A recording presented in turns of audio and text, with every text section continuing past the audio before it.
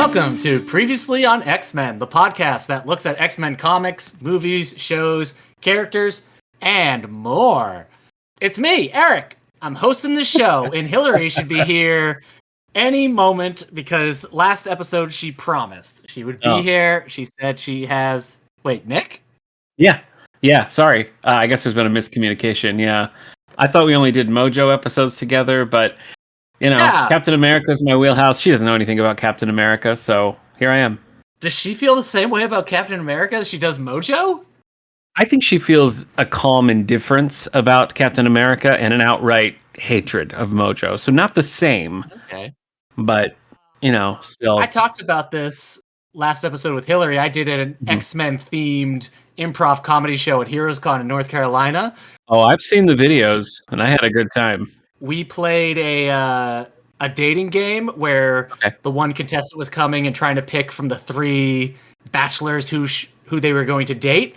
And I asked the crowd to be for an X-Men villain, and I got Mojo. So I had to play Mojo, not hosting it, but literally being the person to date.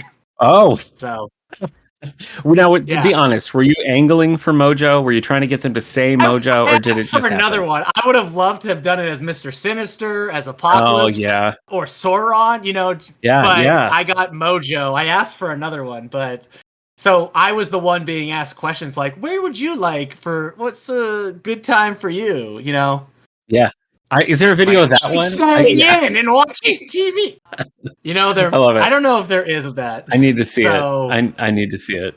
Okay. This was at a Comic-Con, right? Did you meet any X-Men luminaries? I met Bob McLeod, who was the original artist for New Mutants #1. Oh, okay. I got him to sign my copy. Chris Claremont's line was so long, and Claremont wandered away at one point, so that didn't happen. But I also met Jim Shooter, who was the editor, though I didn't have anything for him to sign, but I did ask him about the creation of Shadow Man for Valiant Comics. Okay. And he told me the whole story about it. He talked about Valiant in a whole. He showed me some original art he had of Shadow Man that the artist had given him. I don't know. I didn't have anything for him to sign, but he was very chatty. Come in with the deep cut like that, you're going to get some good answers, I bet. That's cool. I met the guy that did the comic that's Xenozoic, that became the cartoon and video game Cadillacs and Dinosaurs. Oh my gosh. That's like royalty for you. I got him to sign my omnibus, and I asked him, what happened? Why'd you stop doing this? And he said it was economics, and he said he's actually working on an original graphic novel for that at the moment, and he just comes back and works on it, and then he says he hopes to have it out before he croaks, and I'm like... Well, I love it, so please do. Wow. How did his health seem? Does it seem like he's got a little time to finish it? Yeah, he seemed good. He seemed good. All right. Yeah, cardio, also, I think, is so important. He didn't charge for an autograph. Really? Everybody else charges for an autograph, but he was like, no, I don't charge. I should. Everybody keeps asking me if I do. Did Jim Shooter charge you for info on Shadow Man, or did that? No, that was free of charge? I think he kind of enjoyed just talking about it. I bet. If you try to find the credits for who made Shadow Man, it's a whole list, and he was kind of like, I designed the logo and that thing, and I suggested this, and we came up with this, but he was really created by this guy, and it was really for him. And, I was like, and Shadow Man was really outselling Marvel and DC. Is like, we put out this all black cover for Solar, the Nuclear Man. I can't remember what the guy's name is. You know who I'm talking about? The one that looks like Cyclops? I can picture it, but I can't give you a name. Yeah. Yeah. The cover is all black, and he was talking about that whole process with Barry Windsor Smith. Yeah. It was fun. Yeah. See, I went to a Star Trek con in college, and Jonathan Frakes, of course, Will Riker from Next Gen was there. Mm-hmm. And I'm like, sign my Next Gen comic. And my college roommate brought a David Xanatos Gargoyles card, and Frakes was like, oh my gosh. He was like, I love that show, and had this whole conversation about Gargoyles. And everybody else, he's like, Riker. Here you go. Riker. So it was cool. Nice. It was cool. I see you've been doing all this fun stuff. I'm basically just watching JFK documentaries over here. So. Oh, well, I've been watching documentaries. Have you? What have you been watching? Yeah. I watched My Octopus Teacher. I watched The Thin Blue Line. I watched The Kid Stays in the Picture. Can I ask, does it get romantic with the octopus and the octopus teacher, or?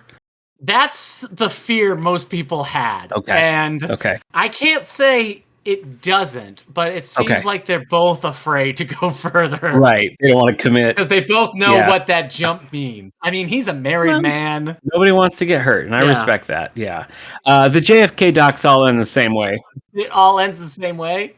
Yeah, there's no surprises. There's no happy endings. Like, everybody's lying, and JFK is still dead. That's pretty much the resolution to all of them. So you were hoping the doc ends with, like, here it is. It was the CIA, and JFK's actually been hidden away for a long time. Exactly. It's definitive proof.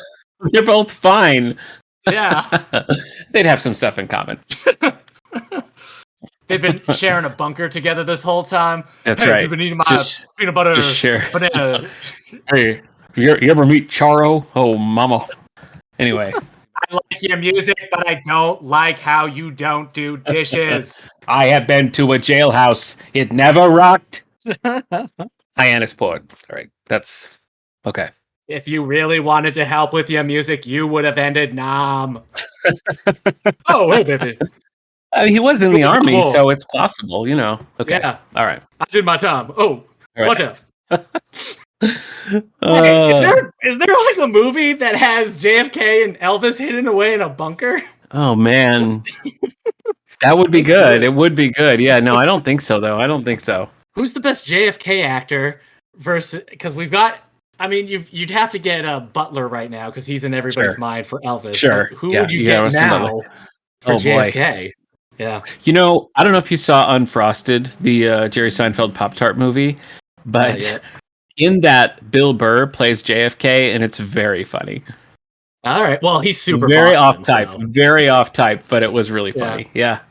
Give me a Ben Affleck JFK. I'll watch that. He's too old, but you know.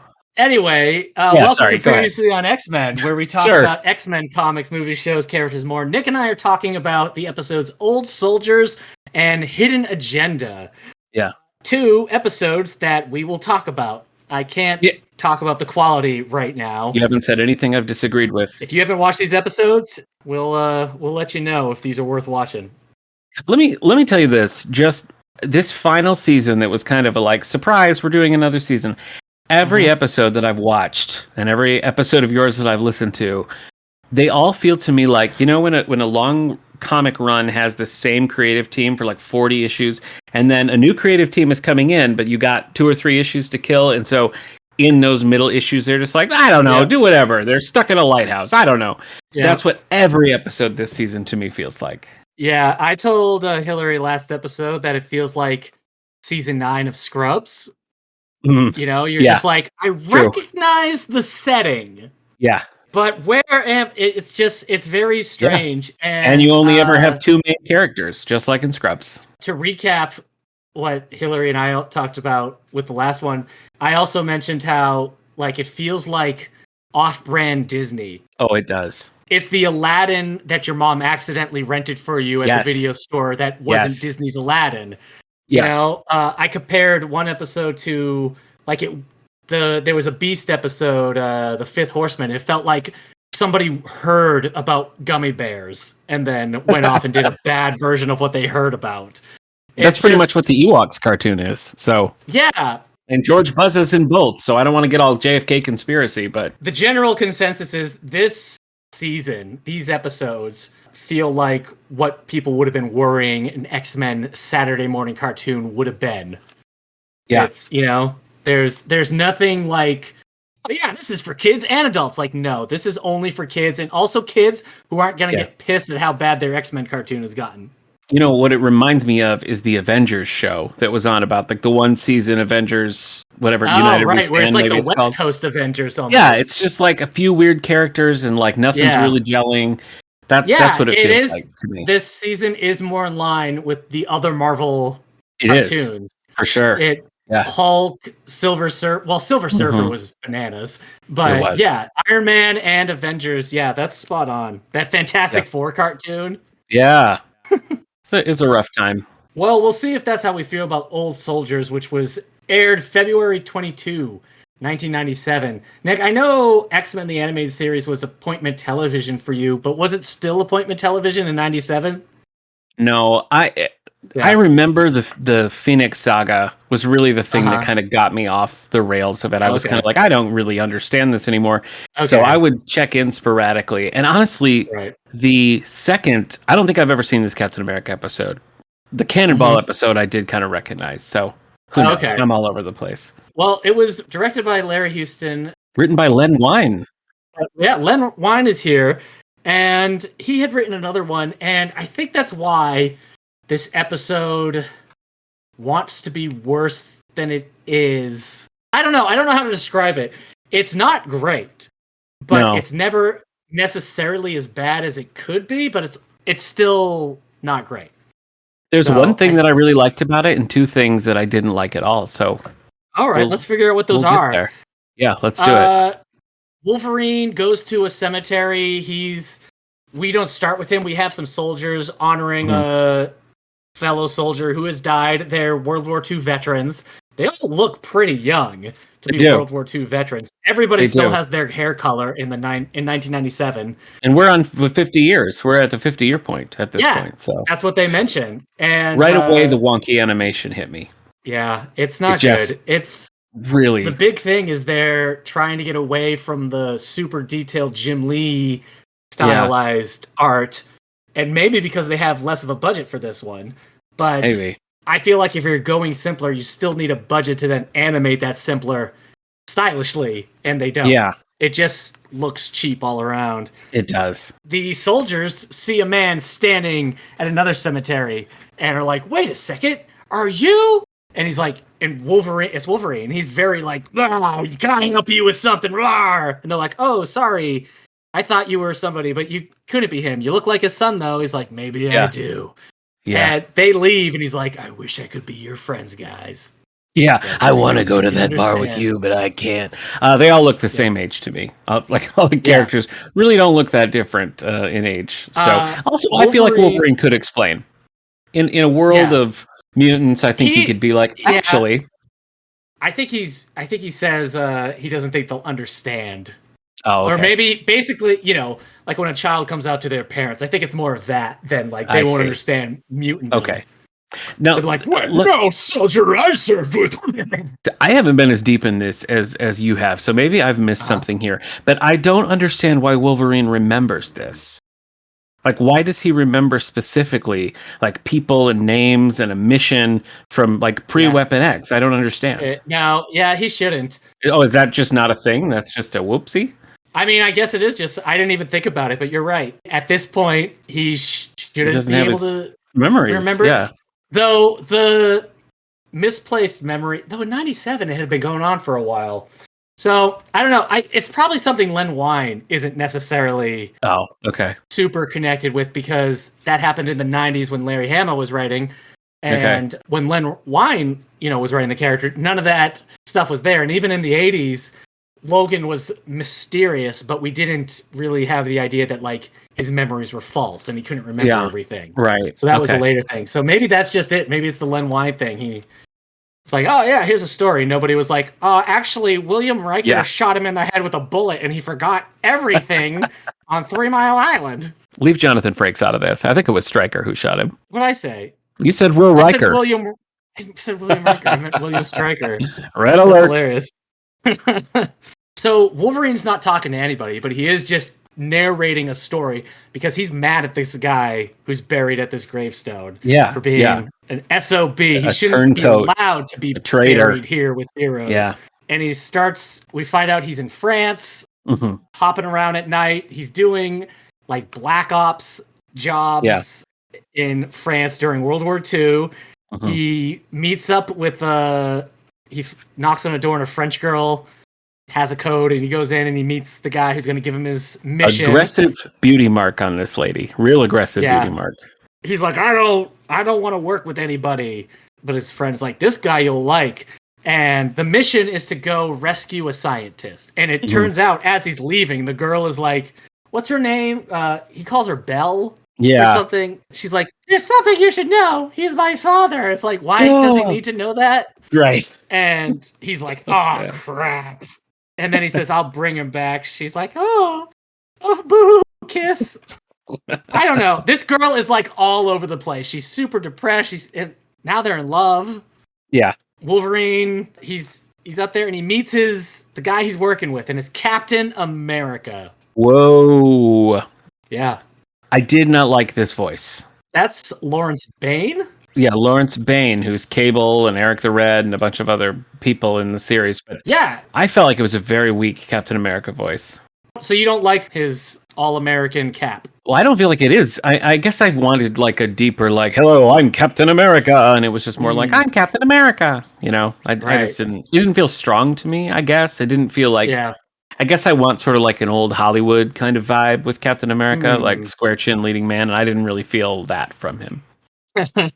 He comes back in X-Men 97 as Carl Denty. Okay. So, yeah, he's Captain America. Wolverine is like, oh, he's right. This guy I do like, which, I guess. No, I was surprised by that. I was like, I feel like Wolverine would hate this. It's like being paired with Spider-Man, like not on the same chill level at all. Yeah, and at one point he says, like, I like your style. And Wolverine's like, I wish I could say the same about you. But he means like his outfit is what he's talking about. I don't know if this is supposed to be based on Uncanny X-Men 268, which was a flashback story with Wolverine, Black Widow, and Captain America. Yeah. Which Chris Claremont mainly wrote because he asked Jim Lee, what characters do you want to draw? And Jim Lee told, and so Chris Claremont wrote the story so all three of them could be in it. That's funny. But, you know, there is no Black Widow in this. So anyway, they have fake claws. They're going to climb up the German castle with fake claws. And Wolverine's like, oh, I could get used to these. No. Well, good news, man. They're going to ruin your life. If this was This Enduring Life, that would be my Okavark moment, because I feel like you have this opportunity to tell a story with a very different kind of Wolverine, with different powers and everything, but instead they just play him exactly as he is, like in the main timeline, and they just give him fake claws. I feel like it's a real missed opportunity. Yeah. It is very prequel-y in the bad kind of way. Yes. So, if this was in X-Men Oranges, this is him getting his biker jacket from the elderly old Hudsons. Yes, it is. Ooh, if, you know, Captain America's the one over here, you're like, oh, that looks good. You should have your whole body infused with some type of metal that then creates claws that work like that. Yeah. I'll give them credit for they have both of them using the claws. Cap also has the claws when they're climbing, so it's like, okay, and then Wolverine just decides to keep him. But I just felt that was lame. Yeah. They get into the castle, they find the scientist, and he's like, no, leave me. And they're like, come on. And the alarm is set, and out comes Red Skull, who I feel like every time I watch this episode, I forget that he's in this. Yeah, there he is. Because it's just, I don't know, it seems like something they would not use. It would, like, in my memories, it's always just a generic, high-level Nazi general person. But it's Red Skull. Every time, and I forget about it every time.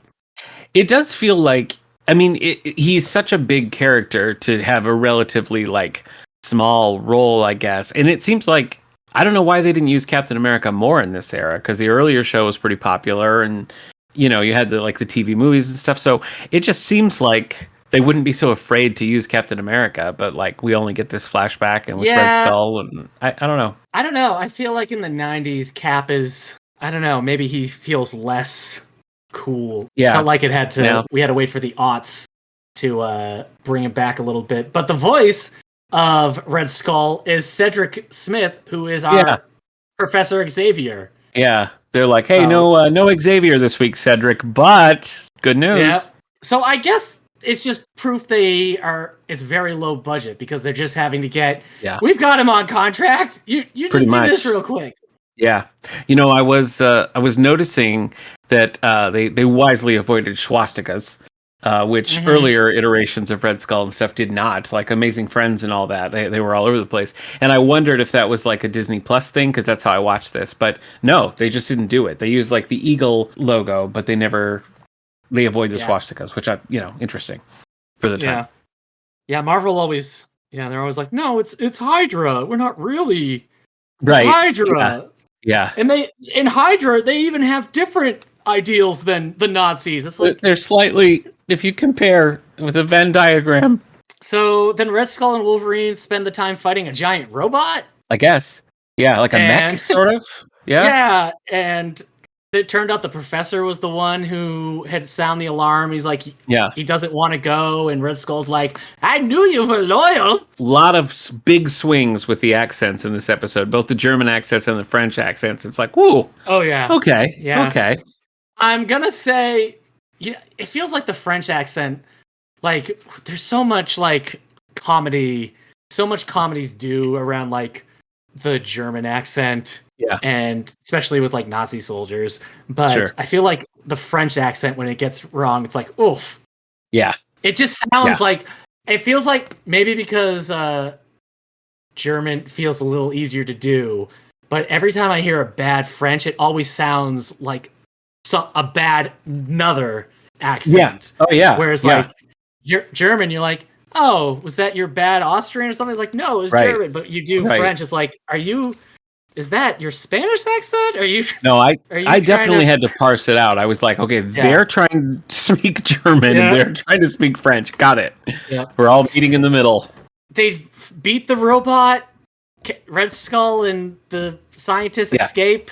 Right. And Wolverine is upset. We see the Howling Commandos show up, and there's a Dum Dum Dugan there with his mustache. As I saw the hat, I was like, we got Dum Dum. Yep. And that was Nick Fury, right? It was supposed to be Nick Fury? I guess. I think so. I mean, I think so. Listen, cartoons love doing the Wolverine Captain America stories because there's this one, X-Men Evolution does one. I remember that. The Avengers cartoon, Earth Mightiest Heroes, has one where Captain America is remembering the old times and he yells something like, Howlett, do you got that? And you see a Wolverine being like, got it, boss. And it's just like a little cameo there. That's funny. If they could show the two of them together, they do. They want to do it.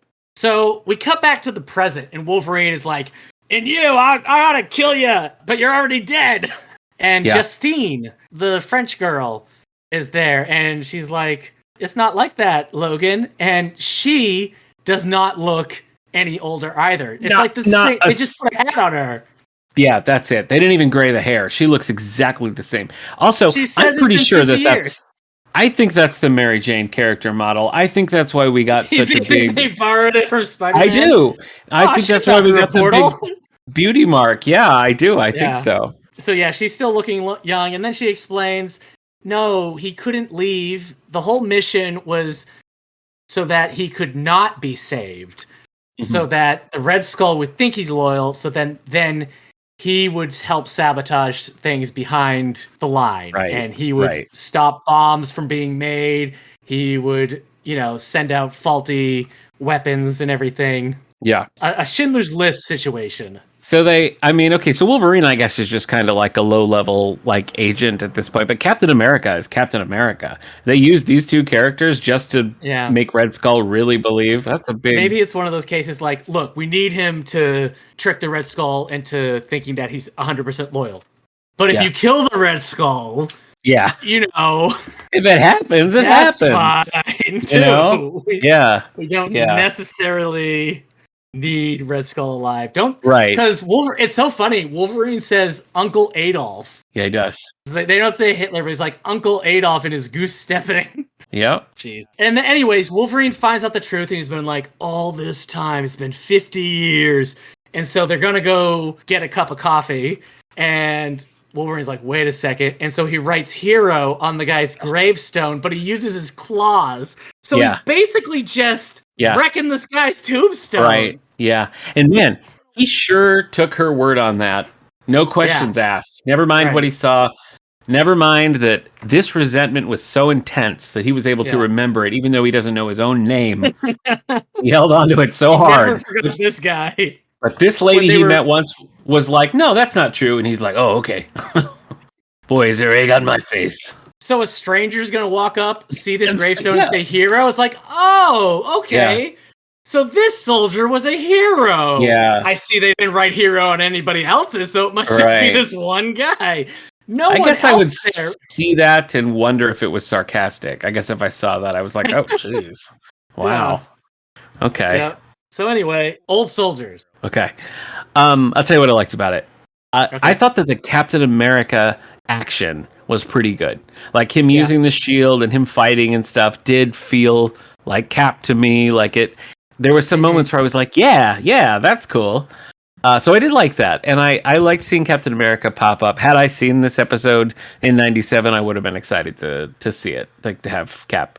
Mm-hmm. It's funny too because the DVD set for this, Captain America is like front and center on the DVD box, as if he's in it for more than just this flashback. The image on the back is just the still of the two characters. Yeah. From this episode, so they're really selling this episode for Volume 5. Yeah, which is interesting. I don't think Captain America had more juice than Wolverine or maybe the DVDs came out when the MCU Captain America was coming out. I don't know. How old are they? 20. I don't think Captain America the movie had been out yet.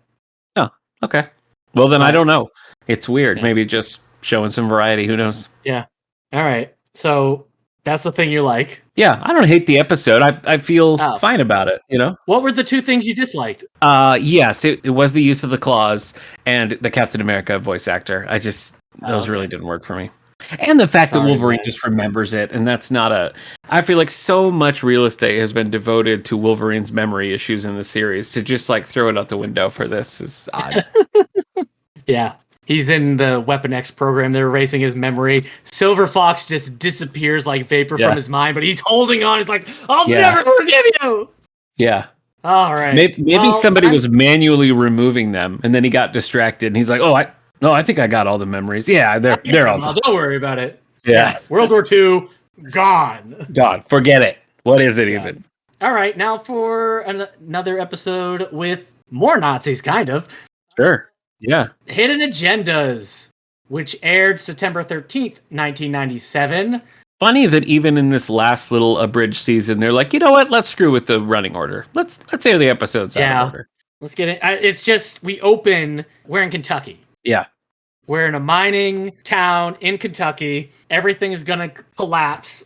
And this guy's like, Sam, you got to get out of here. And Sam Guthrie, a.k.a. Cannonball, grabs his dad and somebody else, and they rock it out. The worst character design I've ever seen. I get that he's drawn to have like that longer head. Like he's drawn very geeky in the original 80s comics. Okay. He's got big ears and a tall head.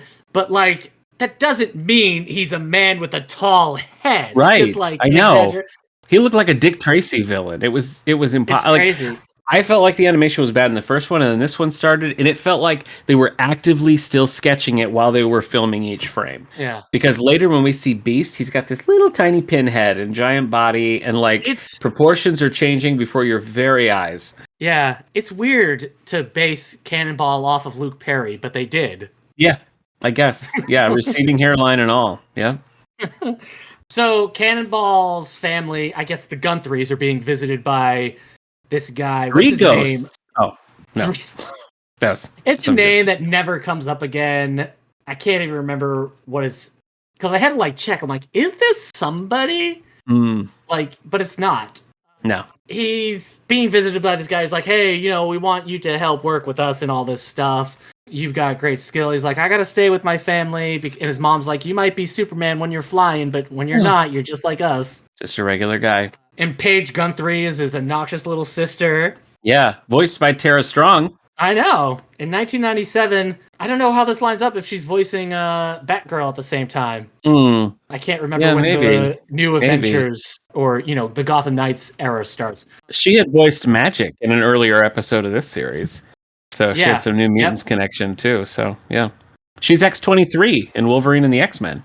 Look at that. Yeah. Well, she's Paige Guthrie here, who is just his little sister. They don't just play her his as little sister, at basically. all. No, they don't. She is also all the Gunthries are. It's like that's a thing about the Gunthries. They keep finding new Gunthrie children to tell stories about, and they're always mutants. Yeah, like how all the Kennedys were politicians eventually. Yeah, it had to be the CIA, right? Yeah. He is my invincible while he's blasting. I mean, he really ticked the CIA off. You know what I mean? Yeah. And I just think... Or the mob. Might have been the mob. Could have been the mob. Could have been Castro. Why not? I mean, open up the net. I say CIA. My money's on CIA. Let's cut that. Yeah. I don't want them to know. All right. Okay, so the X-Men... Yeah, Beast shows up. He's like, I've got a magazine, and it's talking about Sam Guthrie for some reason. And it's like talking about how he's this power in this town and all this other... It's like why isn't Cerebro telling them this stuff? I know. It's a magazine that Beast got in the mail. Yeah, I thought that was weird too. Like, I guess if you're deciding you're going to use Rogue and Gambit, can you just have them on a vacation and they run into it or something? Like, it's weird to be like, I was reading Forbes and Yep.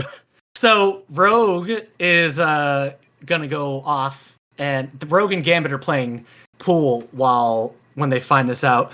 One, Hiller and Everett already talked about how bad this Gambit voice is. Oh, yes. This was my first experience. But yes. Yeah. It's rough. I feel like he's piratey. Yeah. I mean, I feel like just grabbing somebody off the street and being like, you could do a Cajun accent, right? I mean, that's a big ask. Yeah. And I think he just was like, I can. Sure. So I also feel like we've seen everybody. Well, we haven't, because I don't think we've seen Wolverine and Storm in costume. So we're still seeing a lot of these X-Men for the first time with this new thing. Yeah. And the Rogue redesign is just awful. It is. And it's very bad. It's her hair specifically. Yeah. That looks so bad. Well, it is. It's the lack of lines. Like, everything is just so smooth and one color. It's just like you're in Microsoft Paint and you use a little paint can to fill up the whole thing one color. That's what everything looks like. I did like her civvies when she's wearing like the little jacket and yellow shirt, but yeah, it's a bad character design. I mean, Gambit's is too, because he looks like he's like, they look like they took the letter C and then imposed Gambit over that frame. It is very awkward. Yeah. So we find out because Cannonball won't join this group. I don't even remember what the group is called. I don't remember anything about them. And I watched it today. Same. I like Cannonball. I mean, I like New Mutants. I like Cannonball stories. Yeah. I was puzzled by this. This group is trying to get Cannonball, but he feels too welcomed in his hometown because people aren't really upset that he's a mutant, it seems like. Right. And so they're going around and they're spreading rumors about mutants, like, oh, mutant radiation did this, mutant, all of this stuff. Killed JFK. And one person says, that blasting mutant. I'm like, well, Cannonball really is a blasting mutant, so I don't. True. That's not such a. Yeah, it's literal. Thing, but it's literal there. The town slowly starts to turn against Sam, even though they all knew him when he was young and he saved them and all this stuff. Mob mentality. Yeah, and even one of the kids who has like a Punisher shirt, he's not mad that he's a mutant. He's just mad that he heard a rumor that Sam was spending time with his best gal. Yeah. So he's like, I'll kill him. And it's sad that kid grew up to do January 6th. I just think that was a sad end game. But expected. Yeah. Rogue shows up to basically talk to Sam. I don't know what her game is. She's trying to get him to come to the school, but he also doesn't want to do that. Yeah. She goes by the name as Miss LeBeau, which is pretty funny. Oh, yeah. She could have come up with any name, but she's like, I miss Remy LeBeau, and we're married. Yeah. And we make love on the beach. We definitely can touch skin. Skin-to-skin contact is not. It's not even a conversation. We just do it all the time because it's normal. Why would we even bring it up? We just held hands, and it just made sense. I think it's weird that you're making a big deal of it because it's so normal for me and my husband, Remy. You are the one that is bringing it up now. You're the one talking about it. Can we just drop it, sir? She's just talking to him about the mansion or something. He's like, no, this town's nice, but the town's not nice. Everybody, the bully pushes him and does a big fight, and they drive away like, haha, stupid mutants. Yeah. I do like that Cannonball uses his powers to like, oh yeah, and then like drives that guy's car too fast. He's like, yeah. It's just like, because I was thinking, I was like, what are you kids gonna do? You know what his power is, right? Every time Homo sapiens attack the Homo superior, it's always like, what are you gonna do? You got a stick. She literally creates a hurricane. Yeah, she can make sticks come out of her body in some cases. Yeah, marrow, I guess. Yeah, marrow. Yeah, you got it. You got it. Anyway, then the town attacks, and the X-Men show up, and then the agency reveals that they're actually bad, and they drop this, like, they call it Unit 1? No idea what this is supposed to be. Yeah. Racked my brain the whole time, like, is this a cameo? Is this anything? Yeah. No idea. Yeah. Well, it's funny. This whole episode sort of feels to me like that, like the Quicksilver from last season episode felt like, where it's like, are we making a pilot here? Like, is this a Cannonball pilot? It just doesn't. It's so weird, you know? This Unit 1 that shows up, like, it drops down, and then it's, like, beaten in one hit. They take him away, and they leave. Yeah. And it says something like, Rogue has now joined our hit list or something. We made her priority 1. So, like, none of these episodes in this season have been having, like, a long game planned. True. So, were they, like, just in case, now we have this group? I don't know. I don't know. The one thing, I remember watching this the first time being like, this is awful. Mm-hmm. But I feel like this episode gets points, and it's not happy points. It's because of how the world is now, that agency going around and spreading conspiracy theories about untrue things about mutants, and the town's just like, huh, really? Yeah. And it's just like, you know, the town doesn't do any research on their own. They just... Yeah. And the way they just turn, it's like, unfortunately, this is a bad episode, but it is pretty relevant for today. No, I clocked that too, and it made me want to just slowly put my head down on my desk, you know? Yeah. I mean, it's just, you know, word of mouth Twitter in this episode. Yeah, right. But... Ugh. Yeah, I know. But...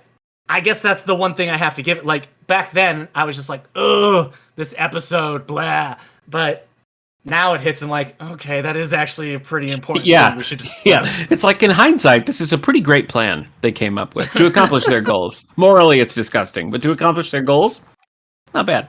I think a big problem, you like Cannonball, but I think a big problem with this episode is that Cannonball isn't a super compelling character by himself.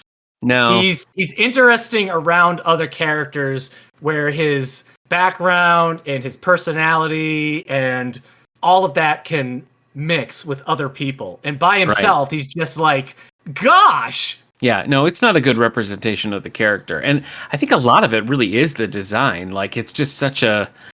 Well, yeah, because he never is in costume, so it's just... His costume is his giant, the leader-like head. Yes, yeah. And yeah, there's some animation where he's like moving. It's just like, oh my gosh, this looks bad. I don't think the blasting itself necessarily looks bad, but yeah, his design is just... No, it's not horrible. It's like if this was a Jim Carrey Nickelodeon, like The Mask or Ace Ventura. Like, that's where that character's design fits. Yeah, yes, it does. You're right. Did they ever meet? Did they ever cross over? Ace Ventura and The Mask? Yes, of course they did. Yes, they did. Okay. Yeah. Well, they'd have to. Somebody stop them, you know? Like, it feels like there should be a third one in there. I mean, it should be... There was a Dumb and Dumber cartoon. Yeah, so get them involved. Crossover? I don't know. I'm not sure. Oh, boy. Anyway, did you like this episode in general? No, didn't enjoy it. Yeah. Didn't enjoy it. No, it's just boring. It's boring. It makes a good point, but it's also very boring. Well, and visually, it's nothing to look at either. Like, it just doesn't... I think you could watch this for a long time without realizing you're watching X-Men the Animated Series. It's like Rogue is selected because she's Southern. Right. But there's nothing for her to really do other than be there, and then the X-Men show up. And it seems like you could do things with that. Yeah. Remember? I think we skipped over the part where... Gambit goes on a little stealth mission with the organization to find out about them, and Beast and Xavier rescue it. Like, that's a thing in this as well. Yeah, well, I mean, it just feels inconsequential. But like, the organization doesn't matter because we have never seen them before, and they're not interesting. No. And I feel like you could do Rogue is Southern. She's going down to meet this other Southern mutant. Yeah, why not? Who's getting a mutant power, but she's going down there because she's worried he's going to be rejected by everybody. And she sees him being accepted by his family, and the town's pretty okay. And that affects her because in all the flashbacks we've ever seen of her, it's been her daddy, like, no daughter of mine is a mutant and everything. And you can play on, like, when I was turned out to be a mutant, it was the exact opposite. And maybe she has to come with terms that, like, some people will have it better than her in that. But there's just None of that. No, it's not there. They could have done a little bit of legwork to make that make sense. And even they sort of have a throwaway line where it's like, oh, we've seen this woman at a lot of these, like, hot spot breakouts when a mutant is revealed. So Flash it's like, waves. right. So Flash actually, yeah, of course. So they're kind of saying like Rogue is the one they're sending out. I do like what she calls Beast, and she's like, I'm going to extend my vacation. I'm like, does she get PTO? How much time? Yeah. You know? I don't know how the money works. Like, are they getting paid to be Are they on a X-Men salary? I don't know. Yeah. I'm not sure.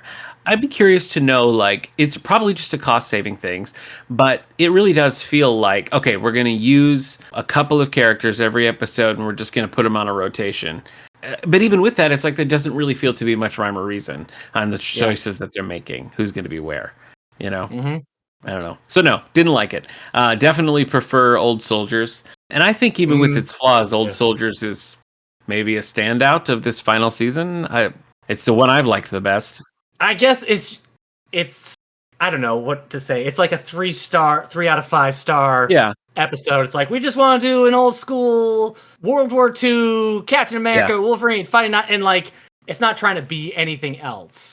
Yeah. Whereas like Horsemen and the Apocalypse, it's like, why are we doing this again? The Jubilee's fairy tale, it's like, ugh. Ooh, and then Hidden Agendas, they start. I feel like I enjoyed Descent, which is coming up.